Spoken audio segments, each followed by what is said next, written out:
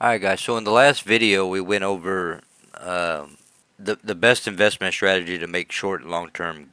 But there's something kind of important that I left out of it, and so I want to explain something to you to help you guys out. So we're looking at BTC here, and let's say this is where we bought in, right? When you're buying into anything, I don't care what it is, never ever put all your eggs in one basket, as they like to say, right? But the other part of it is you don't want to take all of your money and put it in all at once. So say you have $50 to invest for the week. What you want to do, or for the month, what you want to do is you want to split that up and say $10 on this day, $10 on this day, $10 on this day, $10, until you get to your full 50. Because you never know what the market's going to do. If you put it all in today, let's say you're right here where my crosshair is, and that's where you make your purchase thinking it's going to go up, up, up, up, up, and you put all 50 in, and then all of a sudden it does this over the next few days and it's down here. You could have dollar cost average into it, and you would have had a much lower price basis as far as purchase price, right? It would be somewhere in the middle between, right here at 71,578 and 54,000, right? So if you DCA into it, you always end up with the better price. It's just the way that it works. Never take your full amount and put it in. And it's the same thing. So like say you did all your investing uh, while it was going through this period of time right here, right? And then it takes off and it shoots up to somewhere in here, and you start taking your profits, right? One quarter at a time. You take your total invested, the total amount of money that you put into it, divide that in two. 50% you're keeping long term, but the other 50% you divide it by four, and you're going to take out a quarter at a time 4 different times. So say you take out a quarter here, but it keeps going up, and then you take out another quarter somewhere in here, and then it falls back, and you're like, ooh, maybe I should buy in. And then it starts going up, and you're like, nah, not yet. Then it goes down, and then it starts going up, and then you sell some more here, and then you end up selling some more here, right? So you're DCAing out just like you DCA in. Okay, dollar cost averaging in, dollar cost averaging out. Never take it all out in one lump sum, never put it all in at one lump sum. This is very, very important to grasp.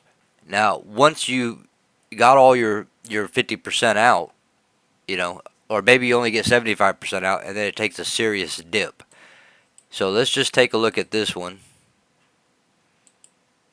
So this dip to right here was a 16% dip. So most likely you probably wouldn't have started DCAing back in, right? Because we want 25, 35, somewhere in that range, and then onward. So 30% dip onward. So 30%, 40%, 50%, 80%, 90%, whatever, right?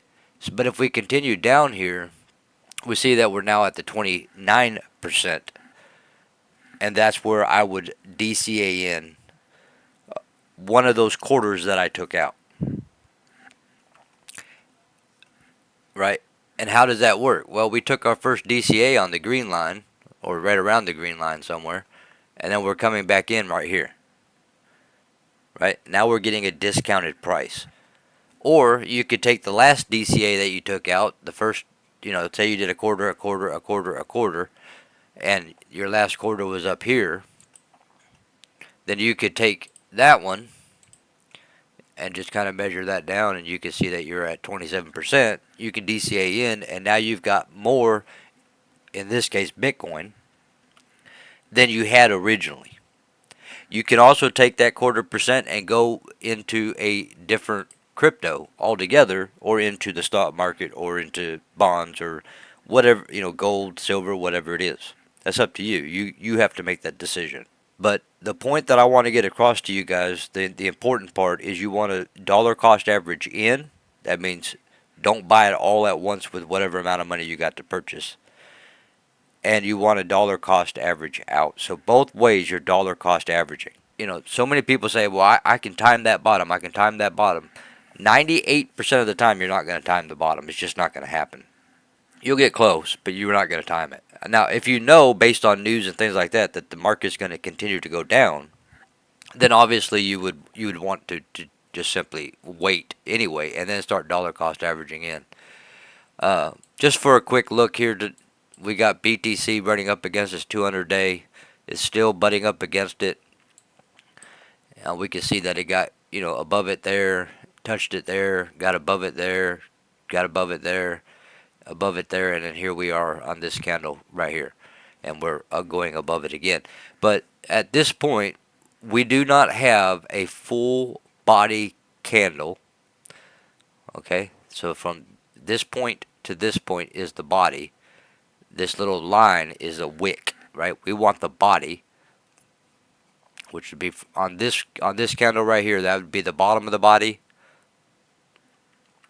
and the top of the body.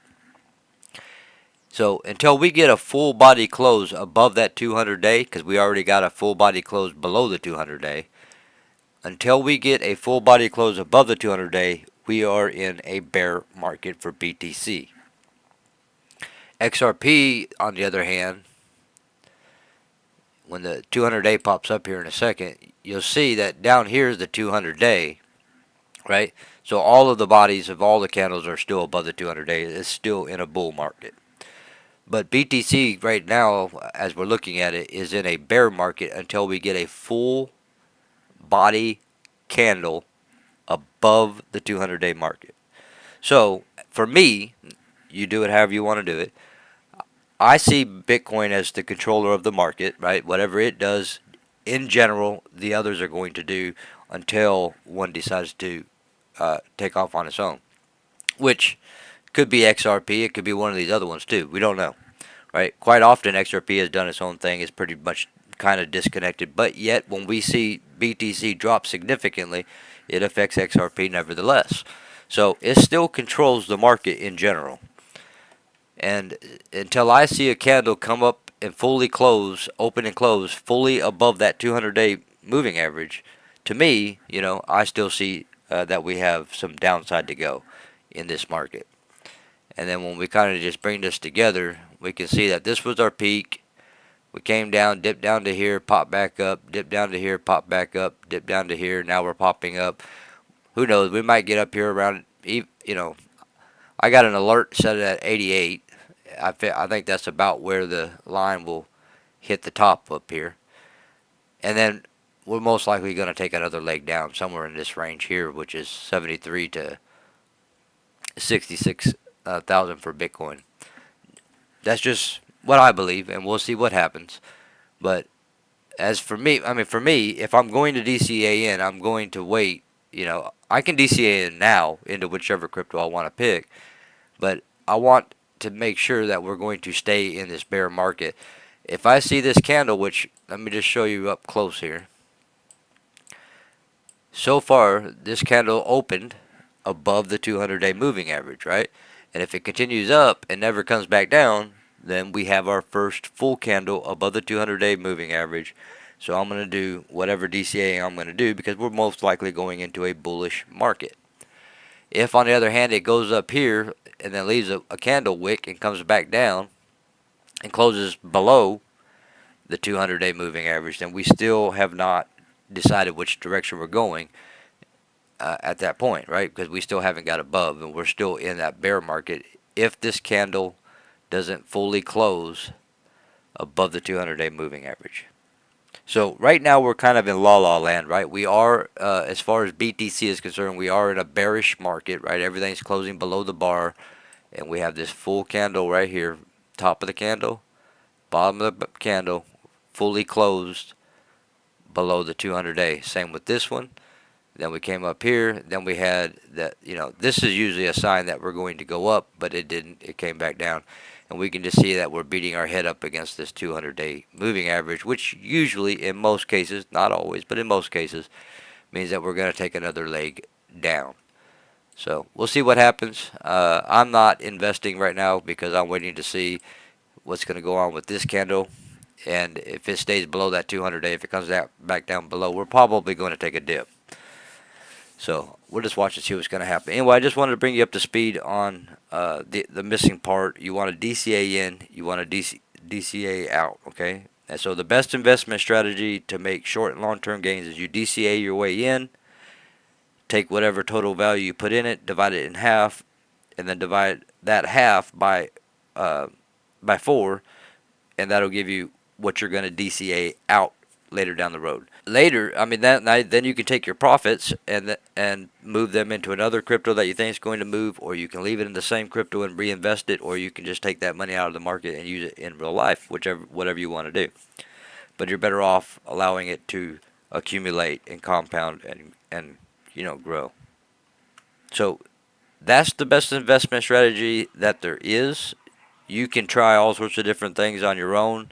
I'm telling you, everything I've ever tried, this is the way to do it. This guarantees you profits at all times, regardless of what the market's doing. And as you DCA out of the market, you have that money that's now become available to you to invest back into the market when you see the opportunity arrive. Because over the long term, we go uphill, but in short periods of time in that long-term path, we go up and down, up and down. It's a very volatile market, at least until we got some sort of regulation that comes in from the government and that kind of thing. So until then, we're going to be a pretty volatile market, and even when regulation hits, we'll still have a little bit of volatility. It'll be just like and eventually it'll be like the stock market is, where you'll have a pretty somewhat here and there volatile market. Anyway, I love you guys. God bless you all. We'll catch you in the next video.